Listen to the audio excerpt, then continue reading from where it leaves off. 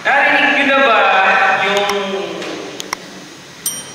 quote na the only constant in life is change? Narinig nyo na yun? The only constant in life is change. No? So, pagtatagalogin natin, ang sigurado lang daw, yung talagang naging nandyan ay yung pagbabago. At ito po ay sinabi, no? Bago sinabi ito nung maraming tao, ang nagsabi po nito ay isang Greek philosopher. Wala nang una dito kasi something 497 BCE. Ayaw na nila ng Anno Domini, no? Yun nga yung nakakalungkot ngayon. No? Inalis na nila yung salitang Christ. Dati, before Christ, no? Year of our Lord AD, Anno Domini ngayon. No? BCE, before Common Era, tapos CE, Common Era. So, ganyan na ngayon. So, sinabi po ito ni Heraclitus. No? Pangalan pa lang. Ang gusto niyong ipangalan sa mga anak niya? Heraclitus. No? Kaso, baka mukhang sakit eh. Parang sakit yung pangalan. Heraclitus. No? O Ephesus. No? Taga-Ephesus. Ephesus daw siya. No? Kasi nga Greek philosopher. No? So, brothers and sisters, lahat po tayo ay dumadaan sa pagbabago sa buhay. No? Mula po sa pagkabata hanggang sa pagtanda ay kasama po yung pagbabago. Maraming pagbabago sa kahit nga yung ating mga lakas, di ba? Yung paningin, pandinig, lahat nagbabago kapag tumatanda.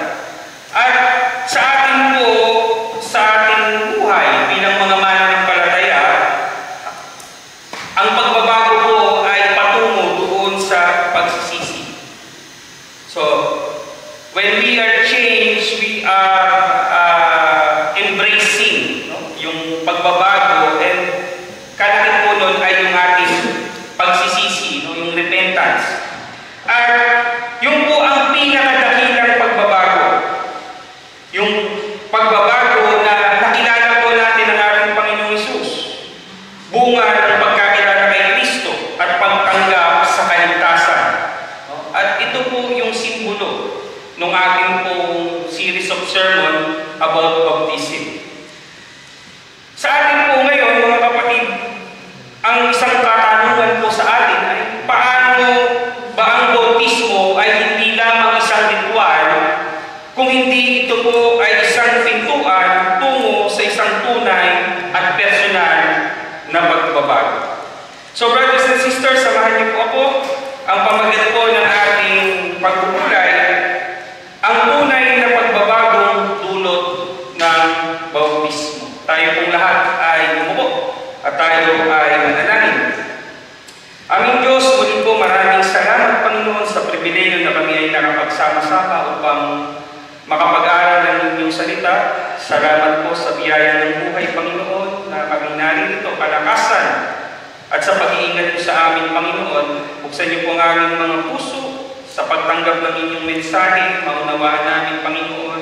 Palakasin niyo po ang aming pananampalataya at ipaalala niyo sa amin, Panginoon, na ang bautismo ay hindi po ritual, kundi isang paalala na kami ay mamuhay ng naayon sa inyong kalooban. Ipagkaloob mo na kami ay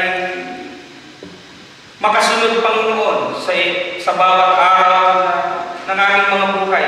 Pagkaloob niyo sa aming, Panginoon, ng kakayahan na maitaas ka sa aming mga buhay. Ito po ang aming panalangin sa pangalan ng inyong anak na si Jesus. Amen.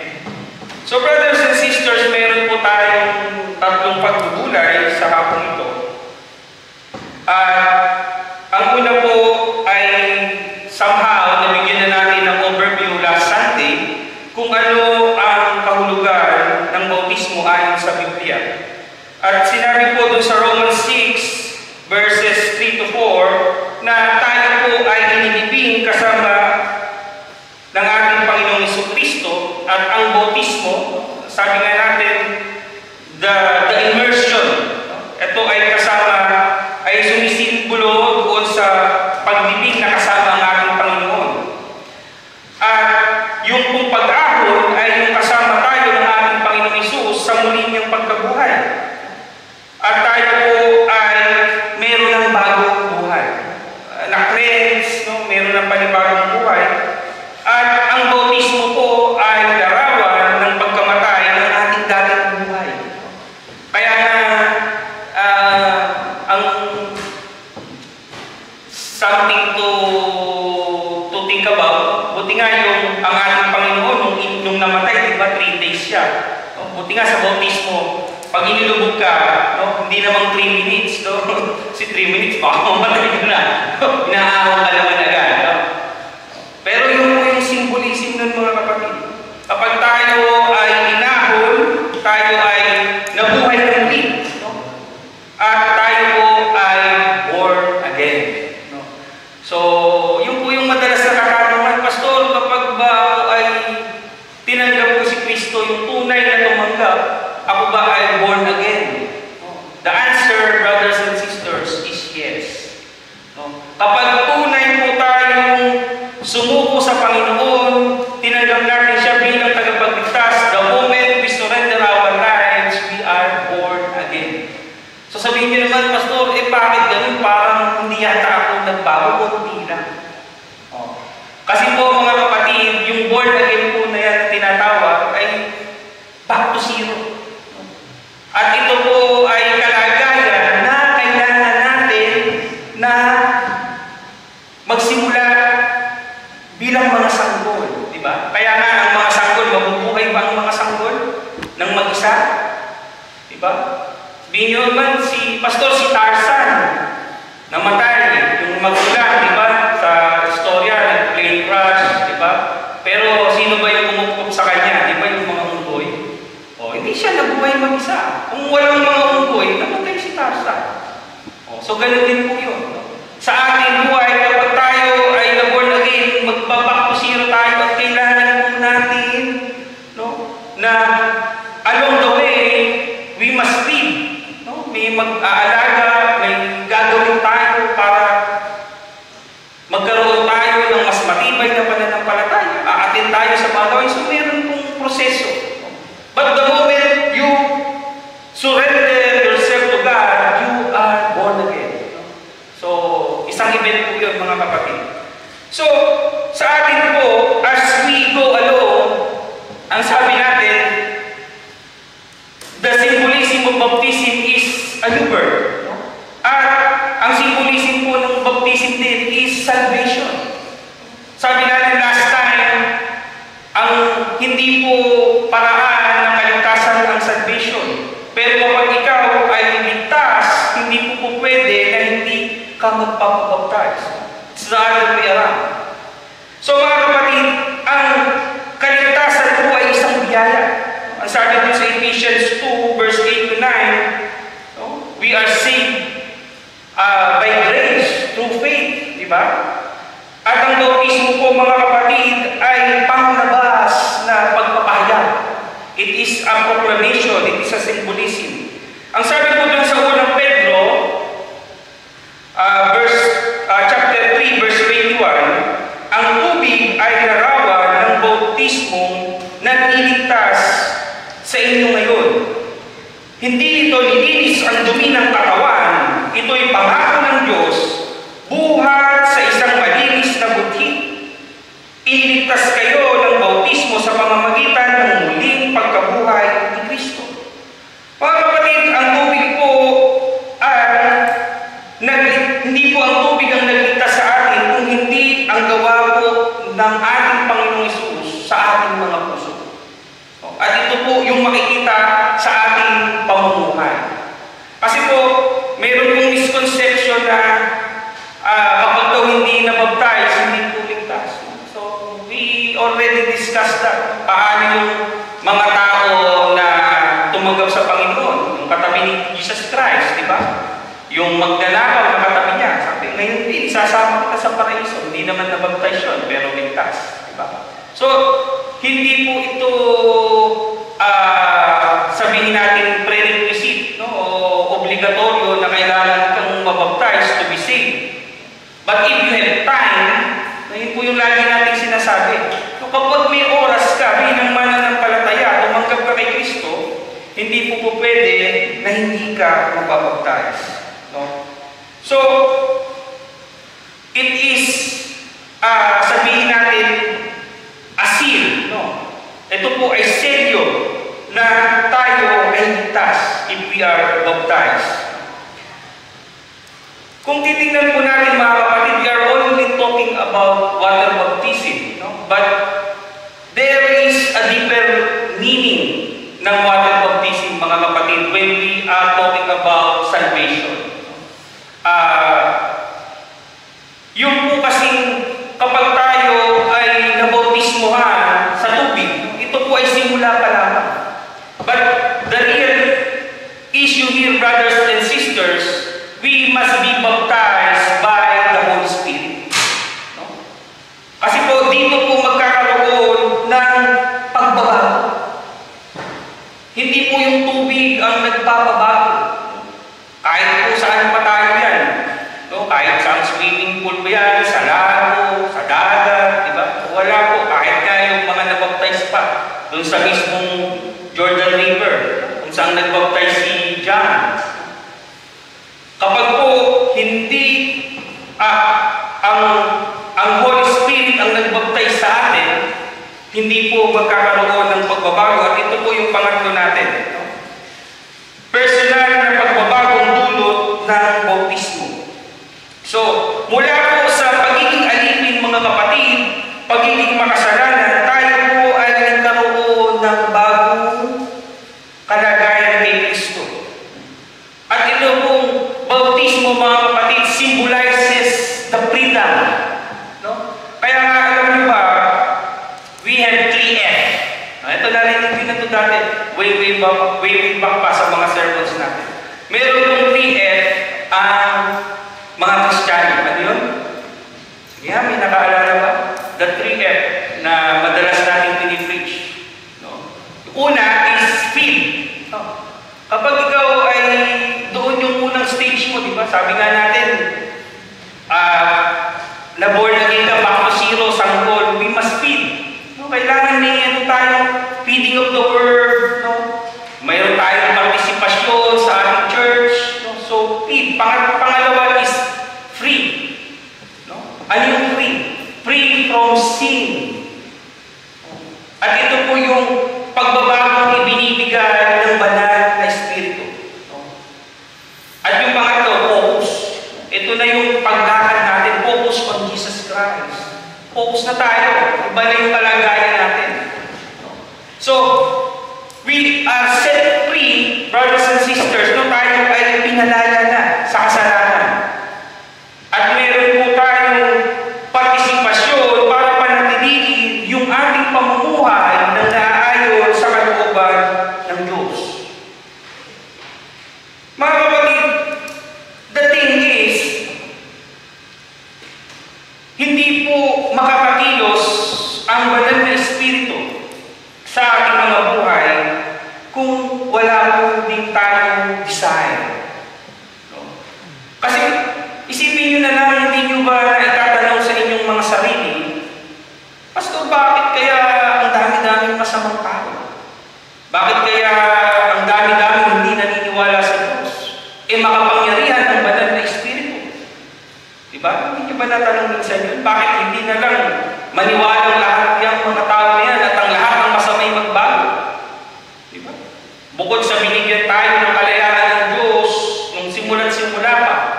Pero pagdating nga dito, mga kapatid, when it comes to believing, bakit ganun na lang? Kaya meron pa rin tayong partisipasyon, mga kapatid, na ma-empower. Sabihin mo naman, Pastor, ibig sabihin, kapag ako tumanggap kay Kristo, meron akong banal na Espiritu? Meron. Meron. Kapag ikaw ay tumanggap kay Jesus bilang Diyos at tagapagligtas, isinuko mo ang iyong buhay, anuman ang kalagayan mo ngayon, meron kang banal na Espiritu. The thing is, brothers and sisters, hindi po natin siya ini-empower enough to change our lives. Alam mo, ganun kabuti ang Diyos. Hindi niya po pinipilit na magbago para sa Kanya. Yung desire to follow Him, yung desire to believe in Him, hindi niya po yan ibinibigay na yung ini-impose. Kasi kung gano'n na lang mga kapatid, hindi na kung saan kailangan mamatay ni Jesus sa krus. Dahil isang salita lang ng Diyos, maniwala ang lahat ng tao sa akin, tapos. Pero hindi po niya ginawa. So, as Christians, as a new believer, as a believer in Christ, we must empower the Holy Spirit in us. At doon lamang po magkakaroon ng pagbabago, mga kapatid.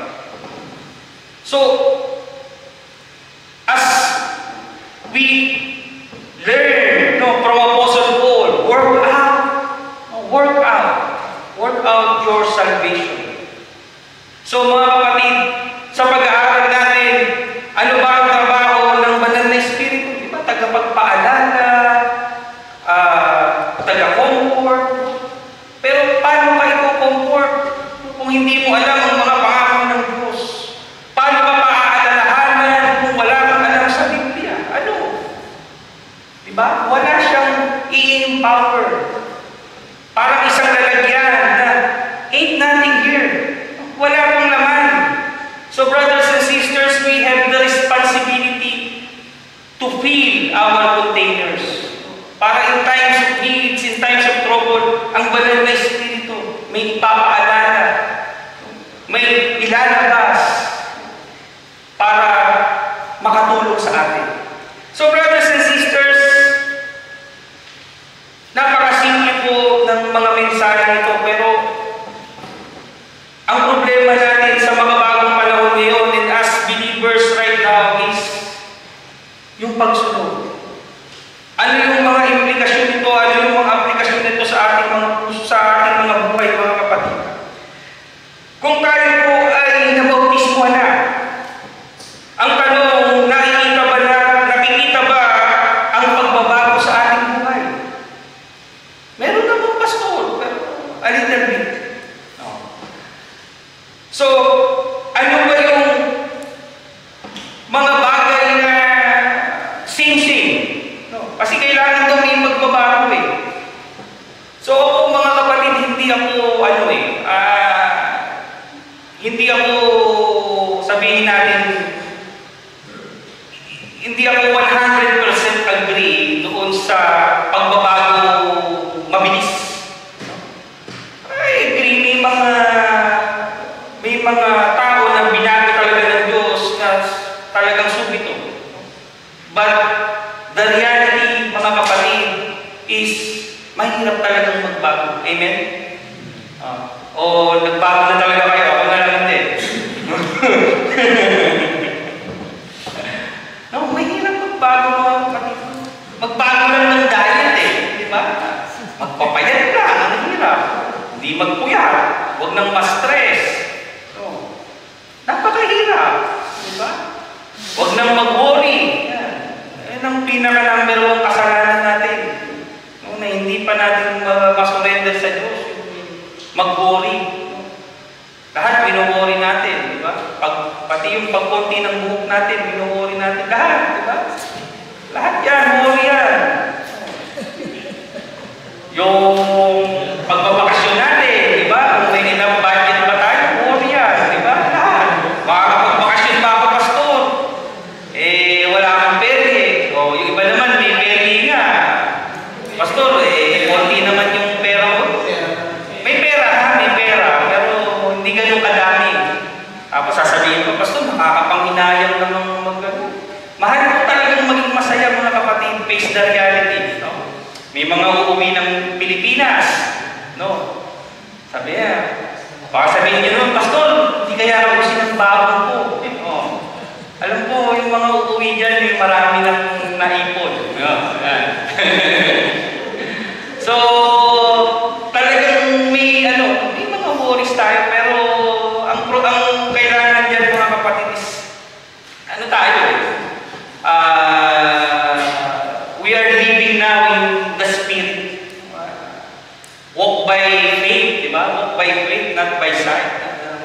sa atin bilang mga mananampalataya. So, talagang minsan mahirap, pero kailangan ng faith.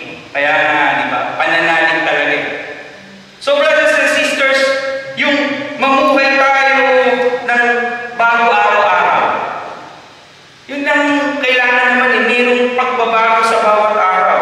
Iniwanan na ba natin yung mga dati nating gawin na alam natin nagdudulot ito ng kalungkutan sa ating Diyos? Nakapaglakad ba tayo ng mayroong pag-ibig, may kabananan, no? May pagpapakumbaba, yung pagiging saksi sa iba? Ito yung struggle talaga.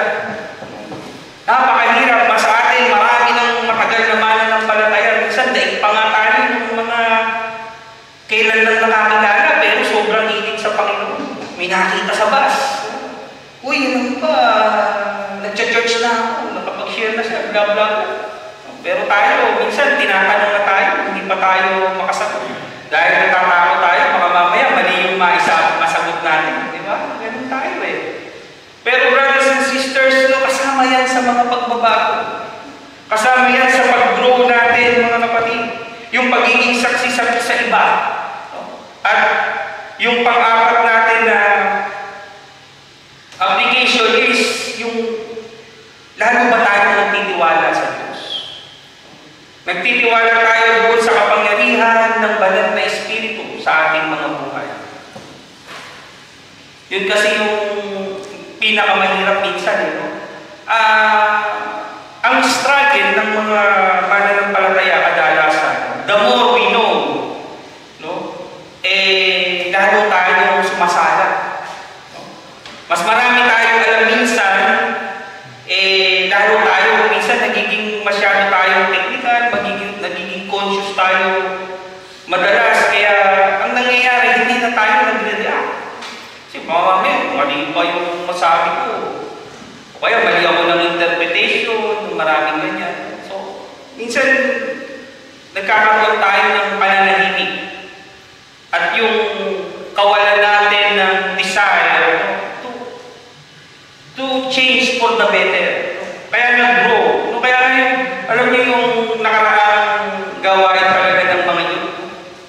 Grow in faith together. Napakaganda talaga ng tema. At ito po yung goal dapat natin, no, mga kapatid.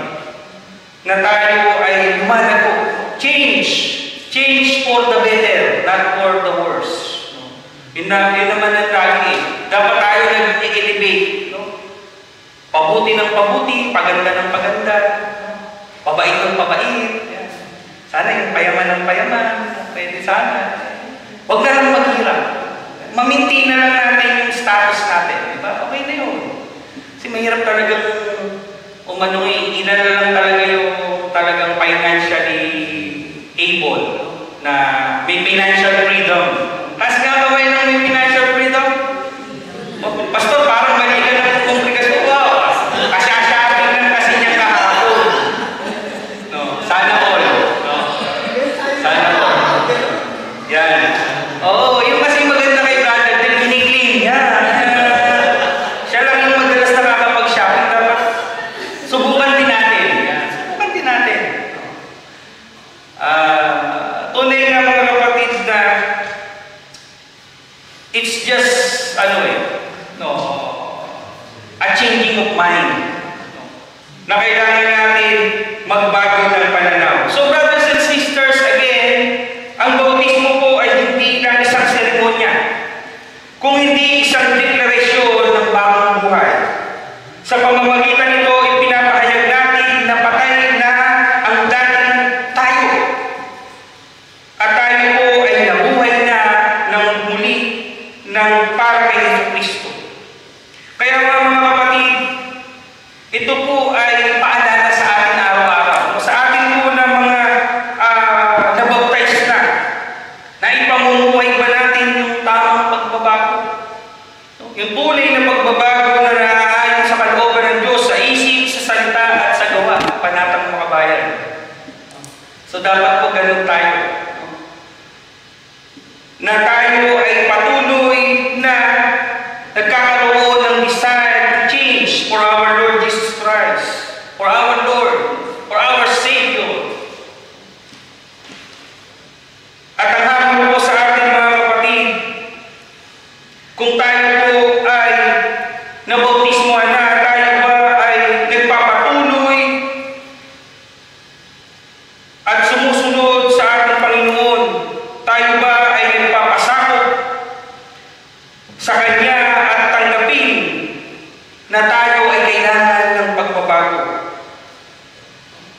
yung hamon sa atin, brothers and sisters. That change must begin in us. At siya lamang po, mga kapatid, ang makapagbibigay. Muli, ang tunay pong pagbabago, mga kapatid, ay sa Diyos nang gagaling. Muli, ito po ang mensahe ng Panginoon sa pangalan ng Ama, ng Anak at ng Banal na Espiritu.